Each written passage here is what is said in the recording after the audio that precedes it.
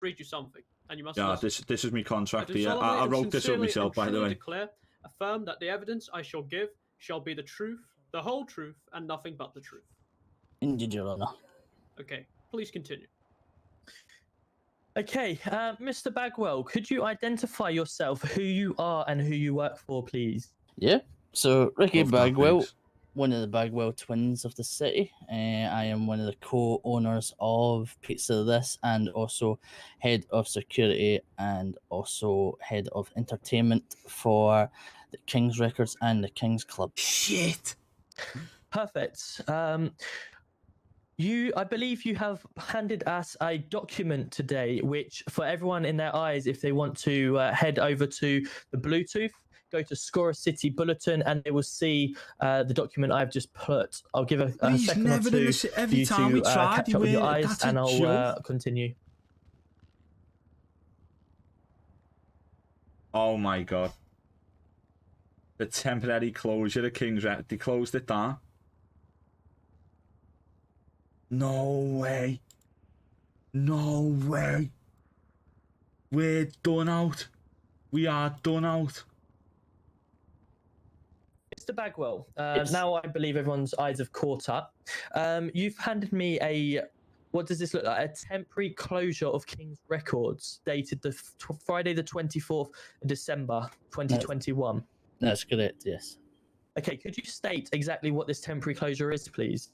It's a temporary closure just to let all the staff, because we had a pretty big. I'm pretty sure it was around about the 20th of December where we had all the staff in that were free that day, and we had a little like sit together, like a wee drink and stuff like that at the club, and we've decided to shut it for the Christmas and festive period, and Bailey, who is the CEO of King's Records, has taken a wee holiday with her recently married husband, Scott Yaroslav. So they are away on holiday right now, and they won't be back until the 14th of January.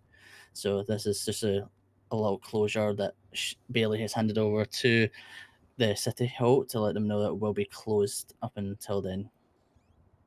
Okay, cool. So obviously, it was dated Wednesday the 22nd of December. We said 4 times a Yep, year. go That's not. No, that's not. We've got a interruption from the lawyer. for it. Yep, go for it. Why was I not given a copy of this?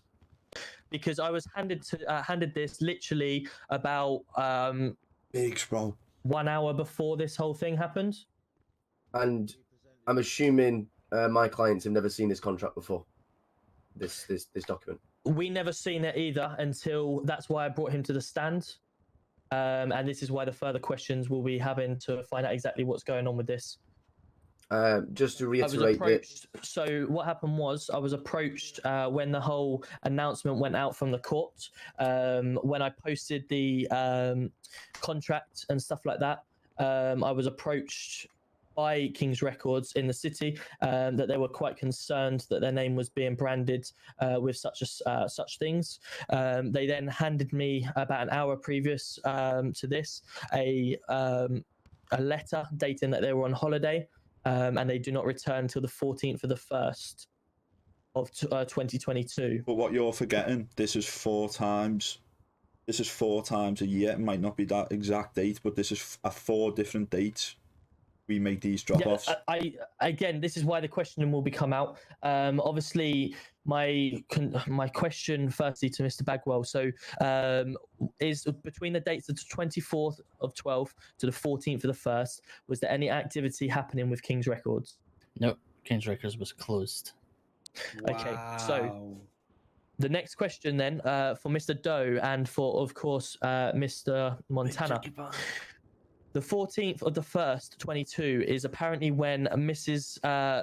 Bagwell will be returning from her duties. Okay. So obviously you have a contract stating that there was be a party for King's Records on the 12th of the 1st, which wouldn't add up with the closure record that is currently for Mrs. Bagwell. That was stated. Go on, sorry.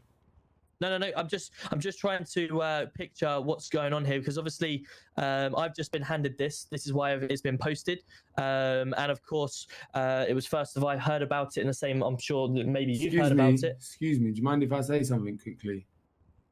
Because this is mental. Oh, sorry. Who's that? Who's talking? Biggs, Sorry. mate. Go on. Basically, I don't know if Mr. Ricky's memories took a loss here, but me and him and Bailey had a massive meeting about about me renting the place out a few times a week, doing business down there, and then obviously I've subcontracted that to Jay. And obviously I don't understand why now they're acting like we've not been talking about dates and things about them being closed. Yes, I understand they've had a temporary foreclosure, but at the same time I still had meetings with them before they closed, arranging for me to have it on a Thursday night and then potentially more nights, which is what the dates Mr. Day set in stone. Mr. J set in stone in his documents. So just confirm, you had Wednesday the 12th. The dates are unconfirmed. These may be just what Jay's speculating as dates and contracts to put forward, but the fact of the matter still stands. We did have dealings with Kings, and I did subcontract it to Jay for props, etc., for me doing music videos. I don't know if Mr. Ricky's memory's lost, but I'm sure he can recall now that we did have meetings about me producing music down there and getting rappers in to film music videos. So regardless of the dates, like Jay was putting them forward on a contract. As you can see on the bottom of the contract, it's not been signed. So he's not saying he's had the personal meetings with them. He's doing them on the side of the basis I'm going to be renting it out from them. So I don't understand why no one's got a memory of me having these meetings. I can answer that easily. Mr. Bagwell, please elaborate, because obviously we're currently, this is the first time we've all seen this. Of course. So we can elaborate that me and Bailey have had meetings with Mr. Biggs because he does want to have uses of the record label and stuff, but nothing was signed for, nothing was paid for. There was but we no. still had the conversation, so it's future there's still conversations, but has it been paid for? Has there been a signature? No. We've not had contracts being given to us. So of course, but we did not have meetings, no? Yeah, we had meetings. That's all that matters then. That's all that doesn't matter. We had these meetings. Word of mouth doesn't matter. It does to me because I'm a businessman, so I'm preparing for the future. Well, if you're a businessman, then you should be signing for if you want to. There needs to be money in a signature to make it legit. If you recall, I had a Bluetooth message saying you're going to be leaving the city for a few weeks. No, so I wasn't leaving the city for a few weeks. Bailey was leaving the city for a few weeks, so I was free whenever. I got told. Well, I didn't get told that. If I need to provide it to the court, I can provide it to the court. I was told if I could wait a few weeks, that'd be perfect. And I said that's fine. I'll get things prepared on my end, which is why I've subcontracted Jay. Mm-hmm. So you were told to wait a few weeks. So why was our party organised when this was closed? Objection. It's subcontracting for the future. We're planning on our behalf. It's just subcontract. It's a speculation of me and Jay pushing the meeting we had. My point of the matter is not to prove who's innocent or who's not innocent. My point of the matter is I don't understand how you've got no memory of me meeting with you, which then comes down to the point of where it doesn't matter that I've gone and then subcontracted Jay between our business meetings. It's what businessmen do. Just because you're not going to be in the city, I'm still preparing it on my end. Yeah, but as I said, when it comes to the meetings, we've had meetings. I've had several meetings. I've had meetings with PD. I've had meetings with people at Burger Shop. I've had meetings with people with Pizza. This doesn't mean that thing is set in stone. No, but that's just Jay being smart. Doesn't that prove what kind of a good person they are in business and how anxious they are to get to work in the city? An objection from the line, please. No. I'm objecting to the fact that my clients have never seen this letter of the owner from the Kings. Our letter of intent was Mr. Biggs here for making sure that we were in preparation for making props for his potential agreement with the witness here. So therefore, can I just object there? The contract states that they're making props for King's Records, not for Biggs. Yeah, because he's preparing it's a subcontract, isn't it? So it's still going to be in there. King's Records at the end of the day. State in there that it is subcontracted to Biggs. I don't do music Records. props, mate. I do rappers and artists. No. But what I'm saying is, the contract would still go to Kings. For the matter of the court, there was a letter handed to us to say that. A document or a contract was handed to us to state that they are making props for King's Records for a party on the 14th of the first. You're going to judge, you as the commander of the police are going to judge a man for being very formal and using his initiative and looking. No. We're here. You know what I mean? We're here in front of the court, so it's what's the word? Non-biased, is that the word? Non-biased opinion by the judge himself. He will, of course, make that decision. But that's why we're here in court today, to make sure we get everyone's point of view across and to find out exactly what's gone on and what's happened and the legal aspect behind it. Of course, but the legal, obviously, and if we're talking legal and law, even if it's a subcontract, they're still the main company, so all letters would be with them. It would be a deal between them. Because later fine. on, we can't tell the future, and I can't prove that I'm going to do that. This would be the fact of the matter in the future. But the fact in my mind was, once Kings had come back into the city, I was going to introduce them to Jay and say, look, this is the guy that's going to be doing the videos, etc., etc. So none of us here can say what would or wouldn't have happened. No, it's got his hand up there. So I would like to know then, if the document states that they are doing them for the party of that was happening on the 12th, and it was agreed on the 7th. Who agreed that? Because Me. according to because the Bluetooth messages I have, they're going to be open. But where does it say that on the document? Where does it say that on the document? He has given us, as police, his alibi to say why he's got them type of things in his apartments or in his warehouse. It's not just for Kings, is it? That's just one of his contracts to prove what he does for a business. He does videos for me alibi. every week. He does videos for me every week. That was his whole alibi at the time. That was what it was for. So we asked what these props are for, and he stated in this courtroom today that them props were being made for King's Records, and they were having a party on the 14th of the 1st. That's what he stated, and it's also in the document. Yes, because that's the date. My question is, if that's the case, why is the fact that King's Record is still shut until the 14th of the 1st, and they've been shut since the 24th with no correspondence to anyone? Well, I have a Bluetooth message that says different to that. And on top of that, these are when that comes back in, the 2-week period that they gave me, coerced with them being back in the city, for me to bring these contracts for them. So Jay's just simply prepared in advance. So he's just doing what he knows he's doing. He knows what work. I've told him I've got work. As soon as Kings open up, he's got work. So he's pre-prepared for everything. And you've asked him what his alibi is. He's giving you that to prove what he does for work. Right, Your Honour. My clients have not seen this agreement that was obviously handed to the police by the owner of King's Record. It's a subcontract. My clients have spoke to the gentleman behind me and have arranged to use the premises and use the King's Record name, as they are the more reputable company. I think this should not be accounted into our case, and to do it as these two never had a conversation with this gentleman front. We only had a conversation with these. It may be a typo error on Mr. J's part to not disclose information. It was a subcontract with another third member party. That's all from me. Thank you very much. Yes, Biggs. Thank you, Your Honour. I believe we have extinguished all of our questions regarding the matter. I don't believe I have any further questions for the suspects or my witness. Thank you very much. I would like to ask Mr. Roberts a few more questions. No problem. Okay. Mr. Roberts, how good are your officers working with you? How would you say they are? We train them up to a decent standard, and obviously would like to hope that they follow that standard at all times. And obviously any issues are normally dealt with quite rapidly and moved on from it. Okay. So in your words, you have officers that train other officers to a high standard of policing, yes? That's correct, yep. So when my clients were on scene, why was they placed in cuffs, unlawfully detained for approximately 10 minutes? Why was that? So as obviously previously mentioned, we were going there with a warrant.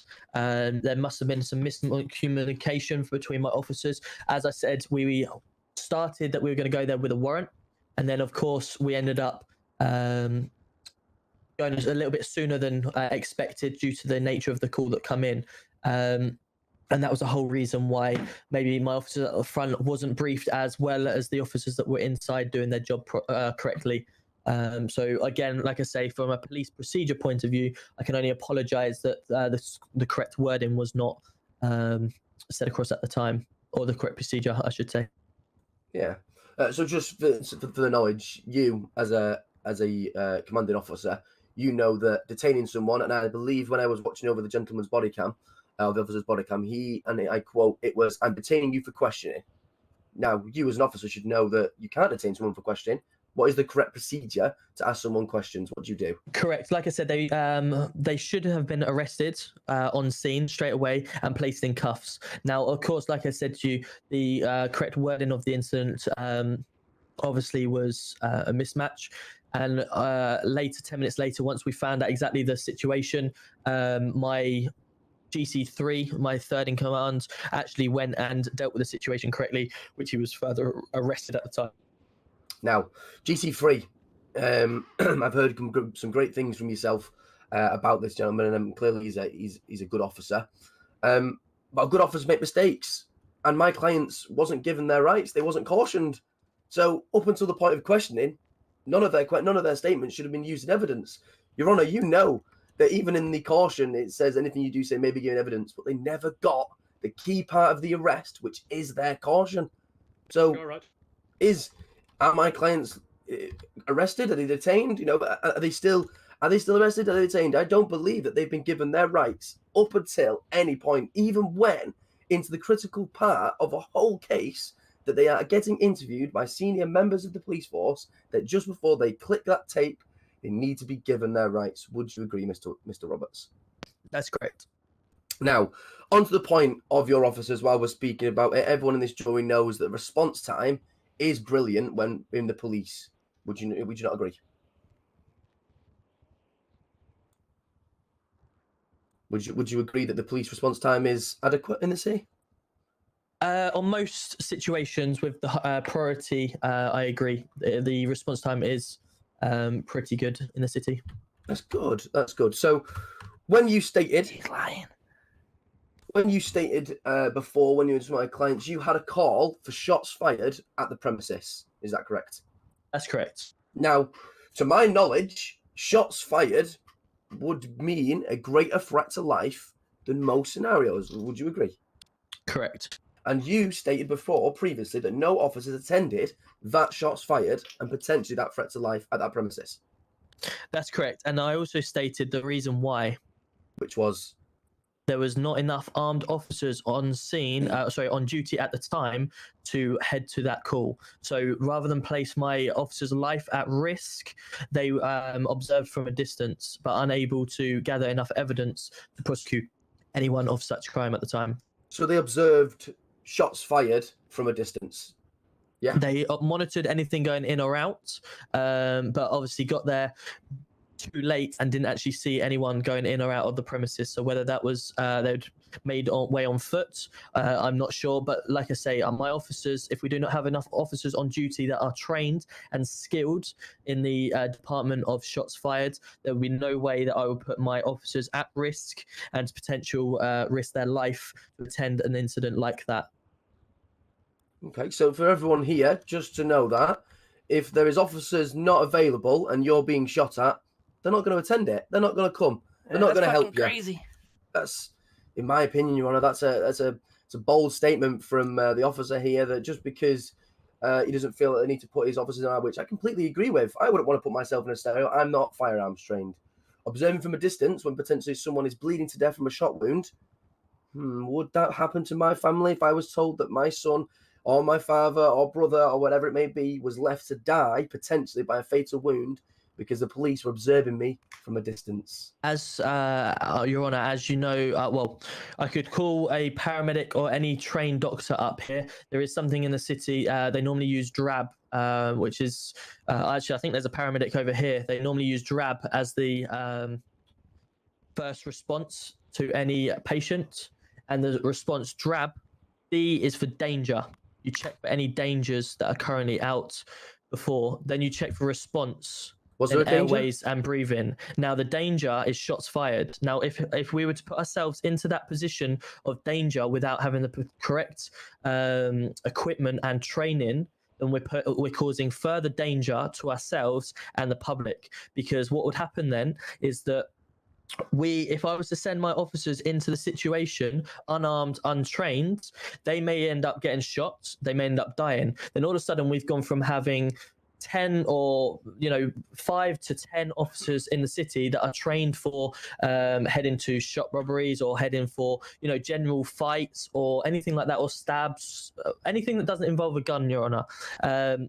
We've now just put them into a position where they potentially could get shot. And if they do get shot, we've then gone from 5 or 10 officers to 0 officers in the city, and then everyone is put at risk rather than the isolated incident. So until that incident has calmed down and we either have enough officers on scene to be able to deal with it, then obviously they will have to remain at a distance for their own safety and the danger of the public. It's a very, very smart answer. He's correct. He is correct. I wouldn't want to be putting I wouldn't want to be putting officers in. I wouldn't want officers putting their lives in danger. They need to go to their families. I completely agree. But speaking as a firearm trained officer yourself, would you best believe that I'm pretty sure all officers that come in are issued with a taser? Is that correct? That's correct. Now, would you say if there's 10 officers on duty and let's say there's 5 firearmed officers and there's 5 just taser-armed officers, and let's say a shots fired comes in and there's 10 officers at a scene, would you leave maybe the taser-armed officers to focus on a knife-wielding subject, or would you leave all firearms officers on that one and leave a shots fired? Which is your priority, ending knife crime or getting rid of all firearm crime in the city? So shots fired, of course, comes above the knife crime because of the threat to life. However, obviously, if my officers were to attend, I would leave the 5 officers or even leave 3 or 4 officers on the knife scene, and the armed officers would then head towards the shots fired. It all depends on the situation at hand. If the knife crime and he's got his knife to the throat and he's actually stabbing people, then of course we have to deal with the threat there and then as well. Yeah, I agree. I'm not sending unarmed officers into a scene, Yes, so they would end up waiting well. for armed officers. But unfortunately, at the time of the shots fired, there was not enough armed officers to deal with it efficiently and safely. Okay, it's fine. I was asking the question because clearly I don't want to be stabbed. I'm a strong man, but I'm not I can't take a knife to the gut. It's not going to do much very well. But for my clients, for their point of view, they've had someone who's potentially may have shot at their business, and no officers have came, which is quite worrying. No one even came to check if they were all right. No one even checked on the premises. Your officer stayed 100 meters away, observing, saw nothing, and didn't even do a check on the building. Didn't even go there. How long would you say that they were on scene for to double check to make sure this scene is clear before moving on, or was it just a quick drive by, didn't see anything, and then just left? So my CID officers would have monitored the area for a considerable time. Unfortunately, like I say, I would normally have the CID officer with me today, but unfortunately, due to border control, unable to get in today. Yeah. Okay. I just obviously that this whole, from my point of view, it's going to be around this warrant, Your Honour. I understand policing, it's hard, it's stressful, and Mr. Roberts had to make a quick decision to get this warrant and rush to this premises to seize this firearms and this blocks of weed that was seen by someone that we don't know because it was an anonymous call. We don't know who that is. Damn it, that is so annoying. But the warrant was still not given to my clients. They were still not given this copy of the warrant shown to them. They were detained unlawfully, not given their rights by an officer up until the point of leaving. And I can ask my clients, up until this point, have you still been read your caution by any officer regarding this case? No. Well, now is that poor planning on the police, or is that them just being lazy? And I'm not saying Mr. Roberts is lazy, because I know he works very hard to keep everybody at this back of the room safe. But, Your Honour, it's still unlawful. It's an unlawful detainment, and you said you're under arrest, but at what point do they get placed in cuffs? And then it becomes that they just put cuffs on anyone. Can they put cuffs on Tim and say he's under arrest without giving him a reason? It's a little bit shoddy, and it's a bit of performance. The warrant, they didn't have the warrant at premises. It could be trespassing on private property. They can use Section 19 for power of seizure in connection to organised crime. They can do that. There's no threat to life. There was nothing in that anonymous call, Your Honour, that stated that there was shots fired. There was no threat to life there. Someone's seen weed. Someone's seen something that they may potentially not even seen. It's an anonymous call. We don't know who's done it, Your Honour. No further questions, Mr. Roberts. Thank you very much. Mr. Roberts, have you got any questions? None at this time, Your Honour. Okay. Current time is 22:11. I'm going to bring this case to a close. I'm going to give a 5-minute break for everyone. I'm going to come with my verdict. I've come to the verdict of my decision of this case. I have weighed both evidence between the police and the defendants. I understand that Mr. Mouse Montana and Mr. Jato have had previous convictions of multiple offences. However, I don't believe that the offences they have committed previously are linked to what has happened. The hearing today, we have looked at some shots being fired. I've looked at the evidence, and as you've said, Mr. Roberts, the guns were replicas. So to me, it doesn't add up. Everything else I've weighed up, and I've just considered, to be honest, that it just doesn't weigh in the PD's side.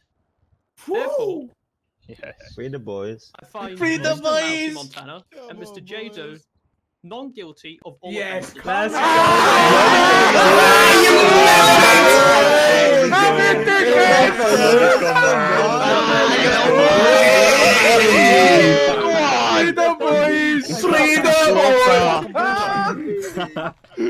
Let's Let's go, come on. Love it, go on. What do you think of police? Shit. What do you think of shit? Please. Thank you, please. Hey, Go far on top, baby. Go on, Big just come. Party of Pigs. Pigs. Gotta be big. Let's go. Let's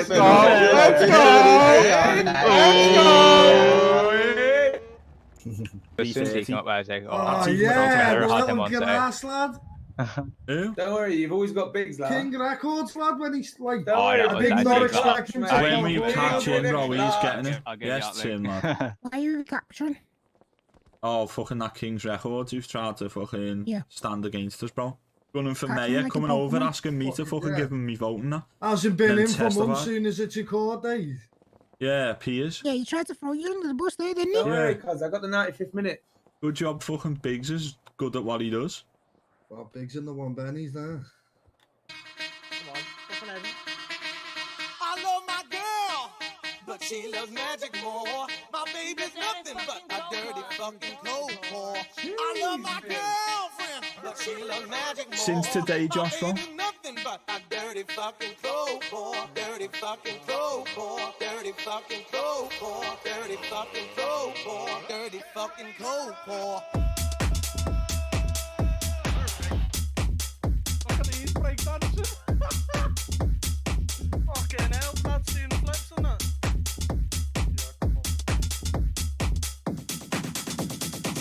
Mia's loves it. She's dirty on the. She's dirty on the. Biggs, I know you can move better than that, son.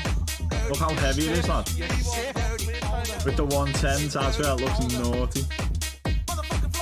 Roses are red and violets are blue. One's in a blunt and one's in a zoo. Two in the front and one in the boot. Just give me the drop and I'll bring it to you. Turbo spin this motor. I see me a op, but I think they spotted this whip. Let me jump up quick, see him swerved and dip to avoid.